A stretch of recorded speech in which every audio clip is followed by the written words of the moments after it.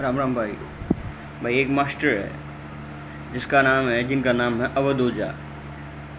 सब ने उनकी रील्स वगैरह देखी होंगी या पढ़ाने का उनका तरीका देखा होगा।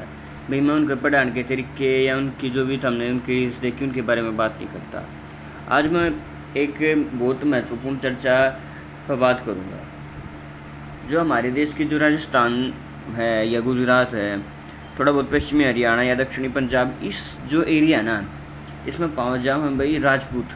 और उन राजपूताना हमारे देश की आज़ादी के लिए, हमारे देश के शौर्य पराक्रम के लिए बहुत विस्तृत रूप से जाने जाओ हैं। आपने कह लो बहुत बहुत प्राचीन काल से संघर्ष कर रहे हैं वो। और आज भी हमारे जब देश में जब इस तरह के जो लोगों को देखा जाता है ना, तो भाई मैं बता दूँ, एक सम्मान की दृष्टि से लोग उनको देखते हैं, उनका लोग बहुत सम्मान करते हैं। तो मैं बात कर रहा था कि अवध ओझा सर ने उन्होंने क्या किया कि उन्होंने राणा सांगा के बारे में बताया। उन्होंने बताया कि जो राणा सांगा है, उन्होंने बताया कि भाई जो राणा सांगा लोग उनको मतलब उन्होंने बताया कि राणा सांगा को क्या ज़रूरत थी बाबर से लोहा लेने की। उसको पता था कि बाबर की इतनी बड़ी सेना है वो तो। फिर उन्होंने ये भी बताया कि भाई अब मेरे कई राजपूत भाई नाराज़ हो गए कि आप राजपूतों की शौर्य और मराठा पर प्रश्न चिन्ह लगा रहे हैं।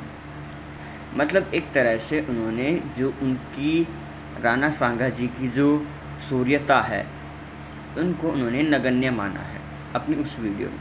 ठीक है, उन्होंने उस पर प्रश्न चिन्ह कहा। देखिए मैं अपनी इस वीडियो तो एक का बात बता सकूँगा। जब वो बाबर के बारे में मैंने बाबर आजम कह दिया था।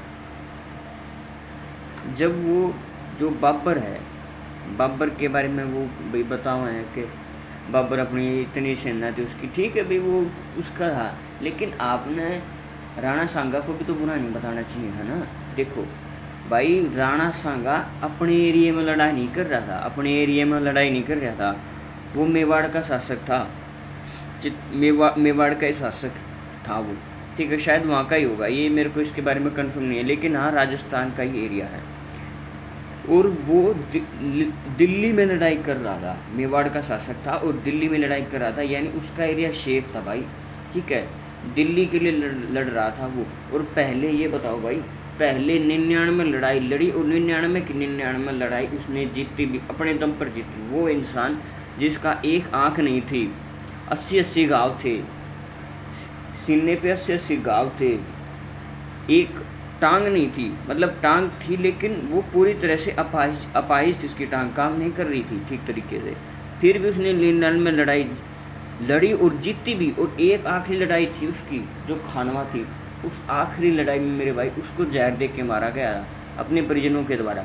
लेकिन वो जो है उसने पूरी शौर्यता से लड़ाई लड़ी। और आप किस तरह से राजपूतों के जो उनके शौर्य है उस पर किस तरह से आप प्रश्न चिन्ह लगा सकते हैं, इस तरीके का आपको कोई अधिकार नहीं है। अगर आप उस समय पैदा होते तो आपको पता लग जाता कि वो शौर्यता कहाँ है और कहाँ से है। अरे इनके तो भाई सिर भी कट जाते थे, वो फिर भी लड़ते रहते थे अपनी भवानी माँ के लिए, अपनी धरती के लिए। और आप उन्हीं के शौर्यता पर पराक्रम प्रश्न चिन्ह। हालांकि मेरे जैसे छोटे इंसान की वीडियो तो पहुंच नहीं पाएगी, हाँ, लेकिन जो भी मेरे भाई 4 व्यूज, 1 आदमी देखेगा, 2 आदमी देखेगा, उनको तो प्रेरणा देगी कि ये वीडियो कि हमारे जो राजपूत भाई हैं उन्होंने किस तरह से बलिदान दिया है हमारे देश के लिए। तो उनका हमें सम्मान करना चाहिए, उनकी वीरांगना का सम्मान करना चाहिए। जय श्री राम।